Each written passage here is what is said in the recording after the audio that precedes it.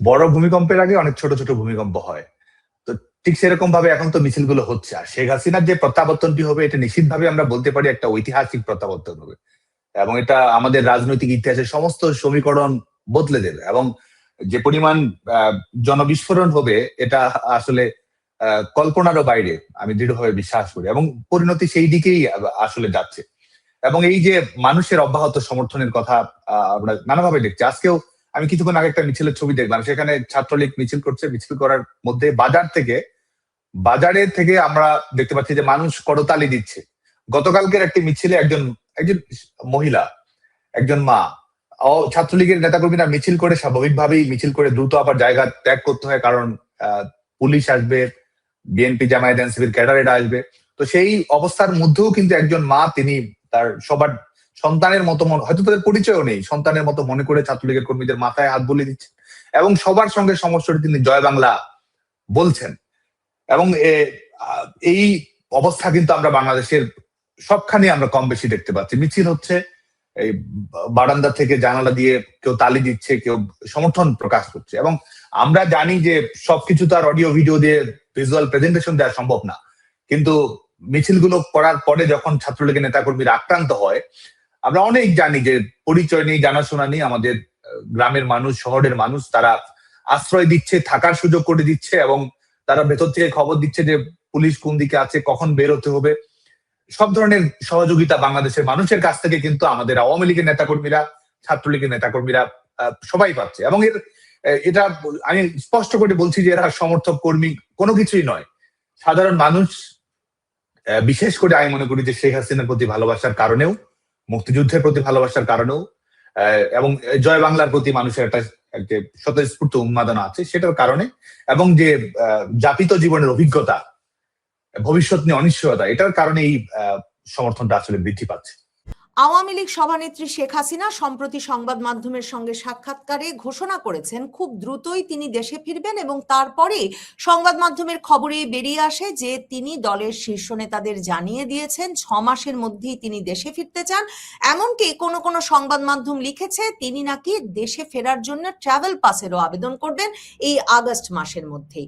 এরপর থেকেই আওয়ামী লীগ শেখ হাসিনার প্রত্যাবর্তন এত বাধা, মামলার রায়ের মধ্যে সম্ভব কিনা তা নিয়ে আলোচনা যখন তুঙ্গে, তখন আওয়ামী লীগ এবং ছাত্রলীগ আবারও রাজপথে নিজেদের সক্রিয় করেছে।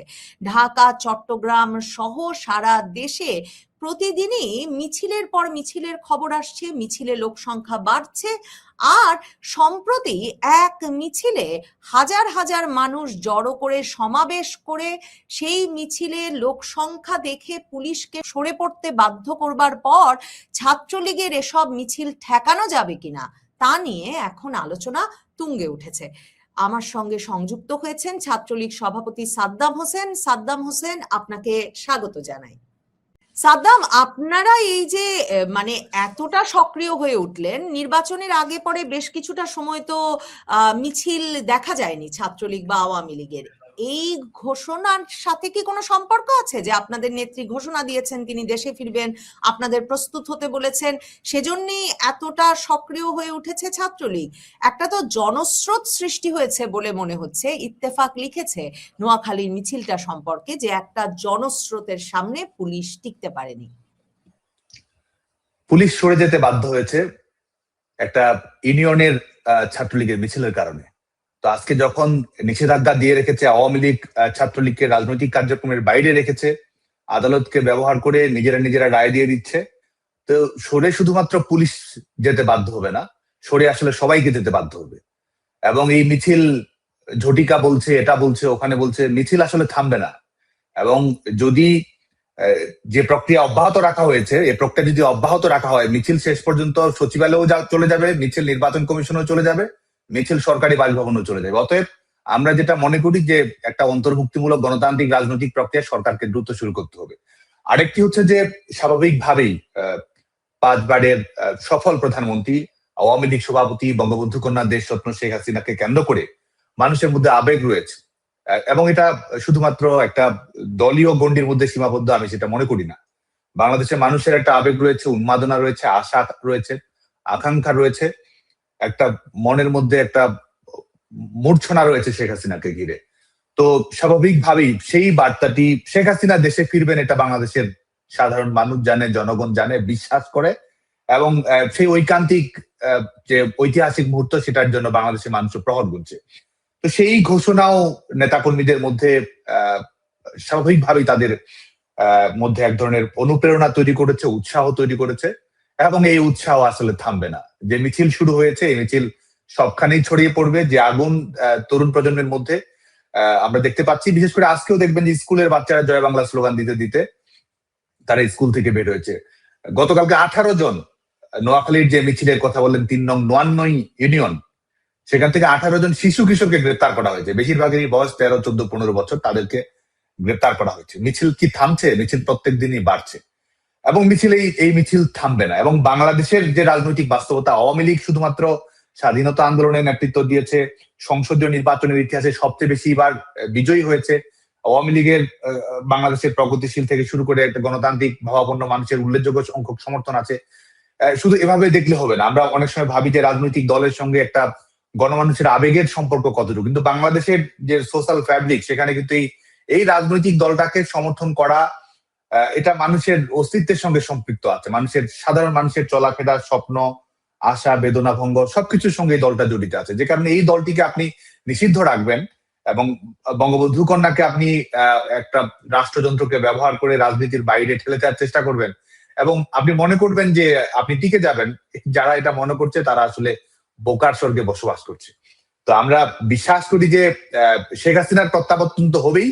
আমাদের দেশে বিদেশে, দেশে আমাদের নেতাকর্মীরা অনেকে একটা নিজের জায়গা ছেড়ে এক ধরনের দেশের অভ্যন্তরীণ ভাবে কিন্তু জায়গা পরিবর্তন করতে হচ্ছে। শুধুমাত্র যে দেশ ছাড়া হয়েছে, দেশ ছাড়তে হয়েছে অনেকেই এই যখন দমন পীড়ন বেড়েছে, জীবনের উপর আক্রমণ এসেছে, সেটি কিন্তু না।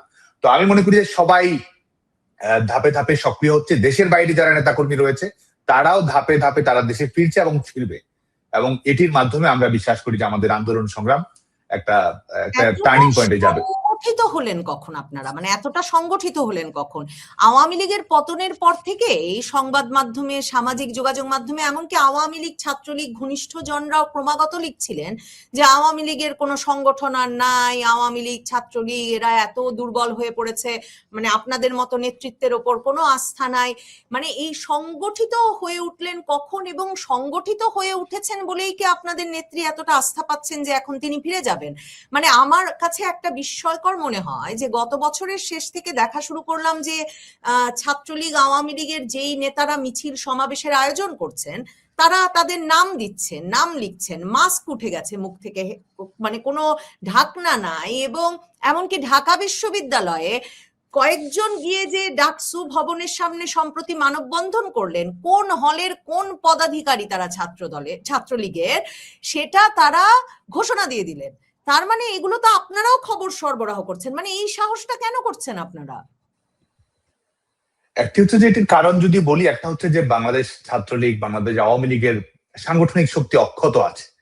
দমন পীড়ন কিংবা রাজনৈতিক কৌশলগত কারণে রাজনৈতিক কর্মসূচির বিভিন্নভাবে হয়তো নির্ধারণ করা হয়েছে। আরেকটি দিক হচ্ছে যে আওয়ামী লীগ সভাপতি শেখ হাসিনার অব্যাহত প্রচেষ্টা, তৃণমূলের নেতাকর্মীদের সঙ্গে সার্বিক যোগাযোগ, এবং শুধুমাত্র দলীয় নেতাকর্মী নয়, পেশাজীবী যারা আক্রান্ত হচ্ছেন এই সরকারের ব্যর্থতার বলি হয়ে, যাদের জীবনযাপন কোনো না কোনো ভাবে ক্ষতিগ্রস্ত হচ্ছে, কৃষক, কামার, কুমোর, কর্মকর্তা, কর্মচারী, ব্যবসায়ী, পেশাজীবী, কবি, সাহিত্যিক, নারী, বিভিন্ন প্রতিনিধি গোষ্ঠীর সঙ্গে আওয়ামী লীগ সভাপতির নিরন্তর যোগাযোগ রয়েছে।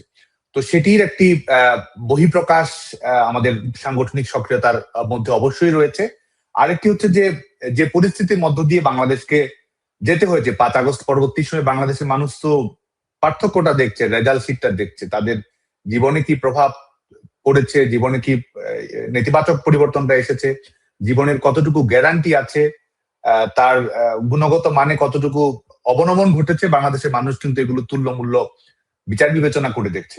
তো যে কারণে আজকে বাংলাদেশের ঘুরে দাঁড়ানো, বাংলাদেশের স্থিতিশীলতা, বাংলাদেশের জনগণের জাতীয় জাগরণ, এই সবকিছুর সঙ্গে শেখ হাসিনার কামব্যাকের প্রশ্নটি আসলে অবিচ্ছেদ্য ভাবে জড়িয়ে গেছে।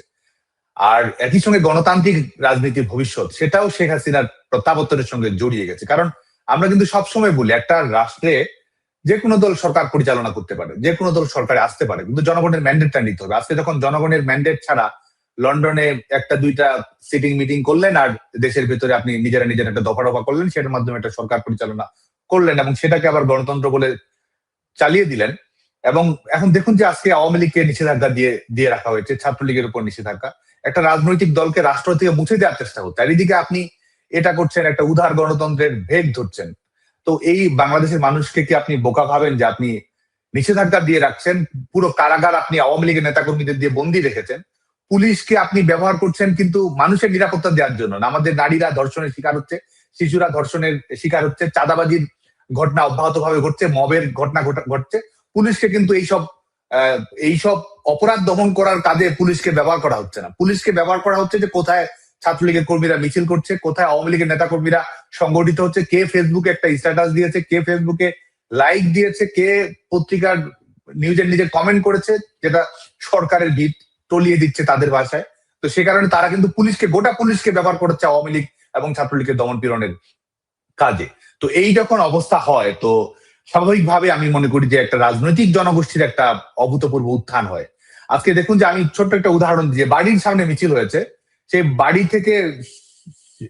বাড়ি থেকে এই ঘরগুলোতে গিয়ে, গ্রামগুলোতে গিয়ে বাড়ি বাড়ি তল্লাশি করে তাদেরকে কিন্তু গ্রেপ্তার করা হচ্ছে। হয়তো তার সঙ্গে তার সম্পৃক্ততা নেই, হয়তো আওয়ামী লীগও করে না, এমন হতে পারে আওয়ামী লীগের বিরোধী রাজনৈতিক দলকে সে সমর্থন করে, কিন্তু তাকেও কিন্তু আজকে আক্রান্তের শিকার হচ্ছে। আওয়ামী লীগের নেতা কর্মীদের সঙ্গে ছবি আছে, পুরনো ছবি টবি আছে, সেগুলো দেখে তার ব্যবসা বাণিজ্য গুলো দখল করছে, চাঁদাবাজি নিচ্ছে, চাকরি থেকে বাতিল করে দিচ্ছে। তো আর মানে গোটা বাংলাদেশে কিন্তু আপনি একটা জনগোষ্ঠীকে নির্মূল করার কাজে আপনি ব্যবহার করছেন। তো এই যখন অবস্থা হবে তখন পাল্টা জাগরণ আসলে ঘটবেই। তাই আমি মনে করি যে এই সার্বিক কারণগুলোর কারণেই বাংলাদেশ একটা এই রাজনৈতিক একটা বিস্ফোরণে আছে। আমি মনে করি যে বাংলাদেশের রাজনীতি রিক্টার স্কেলে একটা 8-9 মাত্রায় ভূমিকম্প হবেই হবে, এবং সেটার একটা বহিঃপ্রকাশ আমরা দেখতেই পাচ্ছি। ভূমিকম্পটা কবে হবে? যেদিন আপনাদের নেত্রী ফিরবেন, শেখ হাসিনা ফিরবেন? মানে এটা মানে খুবই দ্রুত সংখ্যা বাড়ছে ছাত্রলীগের মিছিলে মানুষের সংখ্যায়। এবং আরেকটা ইন্টারেস্টিং হচ্ছে, ভিডিওগুলো দেখলে মনে হচ্ছে যে এখানে শুধু ছাত্রলীগ না, মানে বয়স্ক মানুষরা আছেন, তারপর কিশোররা মানে একটা বড় সংখ্যায় আছেন। তো এবং আপনি বলছিলেন যে স্কুল থেকে বের হচ্ছে কিশোররা জয় বাংলা স্লোগান দিতে দিতে। 2024-এর জুলাই আগস্টের আন্দোলনেও আমরা দেখেছি যে স্কুল ড্রেস পরা ছেলে মেয়েরা নেমে এসেছেন, তারা রাস্তায় থেকেছেন দিনের পর দিন। কিন্তু মানে এই ছাত্রলীগের মিছিলে, সাধারণের মিছিলে এই কিশোর, বৃদ্ধ, সাধারণ মানুষের যে সম্পৃক্ততা, সেটা কখন থেকে শুরু হলো, কিভাবে শুরু হলো, মানে সেটা কেন কিভাবে হচ্ছে? বড় ভূমিকম্পের আগে অনেক ছোট ছোট ভূমিকম্প হয়। তো ঠিক সেরকম ভাবে এখন তো মিছিলগুলো হচ্ছে। আর শেখ হাসিনার যে প্রত্যাবর্তনটি হবে, এটা নিশ্চিতভাবে আমরা বলতে পারি একটা ঐতিহাসিক প্রত্যাবর্তন হবে, এবং এটা আমাদের রাজনৈতিক ইতিহাসের সমস্ত সমীকরণ বদলে দেবে। এবং যে পরিমাণ জনবিস্ফোরণ হবে, এটা আসলে কল্পনারও বাইরে, আমি দৃঢ়ভাবে বিশ্বাস করি, এবং পরিণতি সেই দিকেই আসলে যাচ্ছে। এবং এই যে মানুষের অব্যাহত সমর্থনের কথা আমরা নানাভাবে দেখছি। আজকেও আমি কিছুক্ষণ আগে একটা মিছিলের ছবি দেখলাম, সেখানে ছাত্রলীগ মিছিল করছে, মিছিল করার মধ্যে বাজারে থেকে আমরা দেখতে পাচ্ছি যে মানুষ করতালি দিচ্ছে। গতকালকের একটি মিছিলে একজন মহিলা, একজন মা, ছাত্রলীগের নেতাকর্মীরা মিছিল করে, স্বাভাবিকভাবেই মিছিল করে দ্রুত আবার জায়গা ত্যাগ করতে হয়, কারণ পুলিশ আসবে, বিএনপি জামায়াত এনসিপির ক্যাডারেরা আসবে। তো সেই অবস্থার মধ্যেও কিন্তু একজন মা, তিনি তার সবার সন্তানের মতো, হয়তো তাদের পরিচয়ও নেই, সন্তানের মতো মনে করে ছাত্রলীগের কর্মীদের মাথায় হাত বুলিয়ে দিচ্ছেন এবং সবার সঙ্গে সমস্যাটি তিনি জয় বাংলা বলছেন। এবং এই অবস্থা কিন্তু আমরা বাংলাদেশের সবখানে আমরা কম বেশি দেখতে পাচ্ছি। মিছিল হচ্ছে, এই বারান্দা থেকে জানালা দিয়ে কেউ তালি দিচ্ছে, কেউ সমর্থন প্রকাশ করছে। এবং আমরা জানি যে সবকিছু তো আর অডিও ভিডিও দিয়ে ভিজুয়াল প্রেজেন্টেশন দেওয়া সম্ভব না, কিন্তু মিছিলগুলো করার পরে যখন ছাত্রলীগের নেতাকর্মীরা আক্রান্ত হয়, আমরা অনেক জানি যে পরিচয় নেই, জানাশোনা নেই, আমাদের গ্রামের মানুষ, শহরের মানুষ, তারা আশ্রয় দিচ্ছে, থাকার সুযোগ করে দিচ্ছে, এবং তারা ভেতর থেকে খবর দিচ্ছে যে পুলিশ কোন দিকে আছে, কখন বের হতে হবে। সব ধরনের সহযোগিতা বাংলাদেশের মানুষের কাছ থেকে কিন্তু আমাদের আওয়ামী লীগের নেতাকর্মীরা, ছাত্রলীগের নেতাকর্মীরা সবাই পাচ্ছে। এবং এটা আমি স্পষ্ট করে বলছি যে এরা সমর্থক কর্মী কোনো কিছুই নয়, সাধারণ মানুষ, বিশেষ করে আমি মনে করি যে শেখ হাসিনার প্রতি ভালোবাসার কারণেও, মুক্তিযুদ্ধের প্রতি ভালোবাসার কারণেও, এবং জয় বাংলার প্রতি মানুষের একটা স্বতঃস্ফূর্ত উন্মাদনা আছে, সেটার কারণে, এবং যে যাপিত জীবনের অভিজ্ঞতা, ভবিষ্যৎ নিয়ে অনিশ্চয়তা, এটার কারণে এই সমর্থনটা আসলে বৃদ্ধি পাচ্ছে। সংগঠন কি আপনারা পুরোপুরি গুছিয়ে ফেলেছেন এবং মানে আপনারা কবে ফিরবেন? নেত্রী যাওয়ার আগে না নেত্রী যাওয়ার পরে? নাকি আপনারা যেখানে আছেন দেশে নতুন নেতৃত্ব গড়ে উঠছে, দেশে সংগঠন সংগঠিত হয়ে গেছে, আপনাদের পরিকল্পনাটা কি? এক হচ্ছে যে মাঠে যারা নেতৃত্ব দিচ্ছে, রাজপথে যারা লড়াই করছে, সংগ্রাম করছে, তারাই আমাদের আন্দোলনের অধিনায়ক, তারাই আমাদের আন্দোলনের ক্যাপ্টেইন। আমরা কোঅর্ডিনেট করছি, ফ্যাসিলিটেট করার চেষ্টা করছি, কিন্তু আমাদের দেশের অভ্যন্তরে থাকা আমাদের নেতাকর্মীরাই সাহসিকতার সঙ্গে কাজ করে যাচ্ছে। পরিবর্তিত বাস্তবতায় তাদেরকে কেন্দ্র করে আমরা আমাদের সংগঠন পুনর্বিন্যাস করছি। আর আমাদের দেশে ফেরার যে বিষয়, সেটা আমরা দ্রুততার সঙ্গে দেশে প্রত্যাবর্তন করতে চাই এবং স্বাভাবিক রাজনৈতিক প্রক্রিয়ার মধ্য দিয়ে আমরা আমাদের আন্দোলন সংগ্রামকে এগিয়ে নিয়ে যেতে চাই। সেটার অপেক্ষায় আমরা করছি এবং একই সঙ্গে সংগঠনকে গুছিয়ে নেওয়া, সাংগঠনিক কাঠামোগুলো তৈরি করা, আন্দোলন সংগ্রামের চ্যালেঞ্জ থাকতে পারে, আঘাত আসতে পারে, সেগুলোর জন্য সার্বিক প্রস্তুতি নেওয়া, এবং আমাদের সবকিছুই প্রকাশ্য। আমরা প্রকাশ্যেই ঘোষণা দিচ্ছি রাজনৈতিক সমীকরণ আমরা বদলে দেব, প্রকাশ্যেই ঘোষণা দিচ্ছি আমরা আন্দোলন সংগ্রামের মধ্য দিয়ে যে পরিণতি নিয়ে আসতে হয় সেটা আমরা করবো। আরেকটা কথা আমরা স্পষ্ট করে বলতে চাই, আমরা বারবার কিন্তু বলছি যে রাজনীতিটাকে ইনক্লুসিভ করুন, নিষেধাজ্ঞা প্রত্যাহার করুন, স্বাভাবিক রাজনৈতিক কর্মপ্রক্রিয়ার মাধ্যমে যেভাবে জনগণ রায় দেয়, যেভাবে সিদ্ধান্ত গ্রহণ করা হয় সেটি করুন। আর যদি সেটা না করেন, আজকে দেখছি যে পুলিশকে লেলিয়ে দেওয়া হচ্ছে, নিজেরা আক্রমণ করছে, মিছিল করা যেন অপরাধে পরিণত। যে হাত ছাত্রলীগ, আওয়ামী লীগের নেতাকর্মীদের দিকে ধেয়ে আসছে, আমরা স্পষ্ট করে বলতে চাই সেই হাত কিন্তু সময় মতো আমরা ঘুরিয়ে দেব। যারা আক্রমণ করছে তাদের কিন্তু যা যা শাস্তি পাওয়ার সময় মতো সব শাস্তি দেওয়া হবে, আইনানুগ এবং রাজনৈতিক যা যা করার প্রয়োজন আমরা তাই করব। রাজনীতিকে যদি রাজনৈতিক ভাবে মোকাবেলা করতে দেন, অবশ্যই আমরা রাজনৈতিক ভাবে মোকাবেলা করতে চাই, সুস্থ, স্বাভাবিক, সহিষ্ণু, গণতান্ত্রিক রাজনীতি আমরা চাই। কিন্তু আমাদের রাজনৈতিক অধিকার থাকবে না, জীবনের গ্যারান্টি থাকবে না, এবং এই ভুল যদি সরকার সংশোধন না করে, এই ভুলের মাসুল কিন্তু সরকারকে দিতে হবে। তো সেই বার্তাটিও আমরা দিতে চাচ্ছি। আমরা স্পষ্ট করে বলছি যে এটার শেষ না দেখে আমরা ছাড়বো না। অতএব আপনারা দ্রুততার সঙ্গে নিষেধাজ্ঞা প্রত্যাহার করে গণতান্ত্রিক রাজনীতির দুয়ারটা উন্মুক্ত না করুন, না হলে সেই দরজা কিন্তু সময় মতো ভেঙে দিয়ে বাংলাদেশের রাজনীতি কিভাবে গড়তে হয় সেটা আমাদের জানা আছে। কিন্তু সাথে একটা প্রশ্ন না করেই পারছি না, এই যে পুলিশ সরে গেছে, 6 জন মাত্র পুলিশের দল ছিল, কিন্তু হাজার হাজার মানুষের দিক থেকে কোনো প্রতিরোধ পুলিশের প্রতি করা হয় নাই। মানে 2024-এর জুলাই আগস্ট আন্দোলনে তো আমরা পুলিশের প্রতি খুবই একরকমের মানে পুলিশ হত্যার ঘটনা দেখেছি, ঝুলিয়ে রাখার ঘটনা দেখেছি।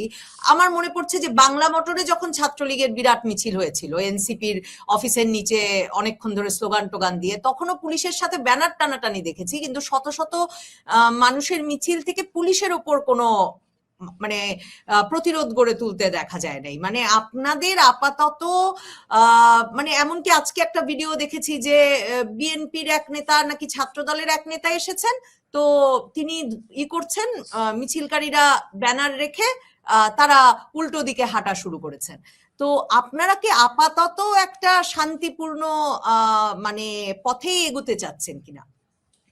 আইন শৃঙ্খলা রক্ষাকারী বাহিনী নিয়ে আমরা যেটা মনে করি সেটা হচ্ছে যে আইন শৃঙ্খলা রক্ষাকারী বাহিনীর মেরুদণ্ডই তো বাংলাদেশে ভেঙে দেওয়া হয়েছে। যখন থানাগুলোতে আক্রমণ চালানো হয়, লুট করা হয়, পিটিয়ে একেবারে আগুন দিয়ে যখন পুড়িয়ে মারা হয়, তখনই তো এই আইন শৃঙ্খলা রক্ষাকারী বাহিনী যে বাংলাদেশের আইন শৃঙ্খলা রক্ষাকারী বাহিনী, সেটার ভিত্তির উপরই তো আক্রমণ পরিচালনা করা হয়, এবং পরবর্তীতে এই আইন শৃঙ্খলা রক্ষাকারী বাহিনীকে রাজনৈতিক দলের এজেন্ডা বাস্তবায়নের হাতিয়ারে সম্পূর্ণভাবে পরিণত করা হয়েছে, যে কারণে বাংলাদেশের আইন শৃঙ্খলা নিয়ে পুলিশকে তারা নিয়োজিত করছে না, আওয়ামী লীগকে দমন পীড়ন নিধনের কাজে তারা ব্যবহার করছে। আমরা আইন শৃঙ্খলা রক্ষাকারী বাহিনী, পুলিশ সহ সবার কাছে সুস্পষ্ট বার্তাটা দিতে চাই যে আপনারা অপরাধ দমন করুন, কিন্তু রাজনীতিকে মিছিল করা তো বাংলাদেশের আইন অনুযায়ী, সংবিধান অনুযায়ী কোনো অপরাধ না। তো আপনি এই সরকারের পুতুল হয়ে, সরকারের সেবাদাস হয়ে আপনি এই কাজ কিন্তু করতে পারেন না, এবং এই অবৈধ আদেশ আপনি শুনতে কিন্তু বাধ্য না। বৈধ আদেশ যদি থাকে, যেটা আমাদের পুলিশের বিধি অনুযায়ী থাকে, সে অনুযায়ী তারা করতে পারে। এবং আমরা অবশ্যই বাংলাদেশ ছাত্রলীগ, আমরা আওয়ামী লীগের সভাপতি বঙ্গবন্ধু কন্যা দেশরত্ন শেখ হাসিনার নেতৃত্বে আমরা একটা গণতান্ত্রিক আন্দোলন করতে চাই, আমরা শান্তিপূর্ণ আন্দোলন করতে চাই। এবং এই আইন শৃঙ্খলা রক্ষাকারী বাহিনীর যারা সদস্য, তারাও তো আমাদের দেশের নাগরিক, তারাও তো আমাদের দেশ গড়ার সংগ্রামের গুরুত্বপূর্ণ ভাগিদার। তো আমরা কিন্তু সেই দায়িত্বশীল রোলটি আমরা সবসময় রাখবো, এবং আমরা এই আন্দোলন সংগ্রামে সফল হওয়ার জন্য এই যারা জঙ্গিবাদী কৌশল গ্রহণ করি সেই কৌশল আমরা কখনোই গ্রহণ করব না। আমরা আমাদের অসহযোগের শক্তি আছে, আমাদের গণতন্ত্রের শক্তি আছে, আমরা সবাইকে আমাদের সমাজের সকল স্টেক হোল্ডারকেই রাজনৈতিক আন্দোলনের পরিণতি এমন দিয়ে জায়গায় নিয়ে যেতে যে তারা নৈতিকভাবে সমর্থন করবে। আবার একই সঙ্গে যারা এই নিজের সরকারি পরিচয়ের চেয়ে দলীয় ক্যাডারের পরিচয়টা গুরুত্বপূর্ণ মনে করবে, সেই দলীয় ক্যাডারের পরিচয় ইউনিফর্ম পরে আছে কিন্তু ভূমিকাটা রাখছে দলীয় ক্যাডারের, তো দলীয় ক্যাডারের পরিণতি দলীয় ক্যাডারের মতোই হবে যখন যেটা হওয়ার। তো সেই বার্তাটিও আমরা সুস্পষ্ট করে দিচ্ছি। মানে ভূমিকম্পের কোনো ডেডলাইন ফিক্স করেছেন আপনারা, যে কবে নাগাদ ভূমিকম্প হবে, রাজনৈতিক পরিণতি হবে, আপনাদের মিছিল লাখে পৌঁছাবে, মানে কোনো সুনির্দিষ্ট সময় নির্ধারণ করেছেন কিনা? আপনাদের নেতৃত্ব 6 মাসের মধ্যে দেশে ফিরতে চান। শেখ হাসিনার প্রত্যাবর্তনে বাংলাদেশের কোটি মানুষ শেখ হাসিনাকে স্বাগত জানাবে। আর এটির টাইম লাইন, এটার জন্য কোনো ডেডলাইন, আমরা একটা আন্দোলনের প্রক্রিয়ার মধ্য দিয়ে রয়েছি, একটা রোডম্যাপের মধ্য দিয়ে রয়েছে। এবং শেখ হাসিনার আন্দোলনের কৌশল যদি দেখেন, শেখ হাসিনার আন্দোলনে জনগণ নির্ভরতা রয়েছে। শেখ হাসিনার আন্দোলনে জনগণের স্বস্তি, জনগণের দিক থেকে প্রায়োরিটি, সেই বিষয়টি তিনি সবচেয়ে বেশি ফোকাস করেন। এবং এই জুলাই আগস্টেও মানুষের নিরাপত্তা নিশ্চিত করা, সেটিও কিন্তু এই সিদ্ধান্ত গ্রহণ প্রক্রিয়ায় প্রভাবক রেখেছে। প্রত্যেকটি ক্ষেত্রেই তিনি মানুষের নিরাপত্তা যে সেই জায়গাটি গুরুত্বপূর্ণ রেখেছেন, যে কারণে তিনি জনগণকে কেন্দ্র করে আন্দোলন সাজান। এবং আমি বিশ্বাস করি যে এই ডেডলাইন, এই টাইম লাইন জনগণই নির্ধারণ করবে। এবং এটুকু বলতে পারি যে সেই সময় খুব বেশি দূরে নয় আসলে। অসংখ্য ধন্যবাদ সাদ্দাম হোসেন, ধন্যবাদ দর্শক যারা এতক্ষণ সঙ্গে ছিলেন।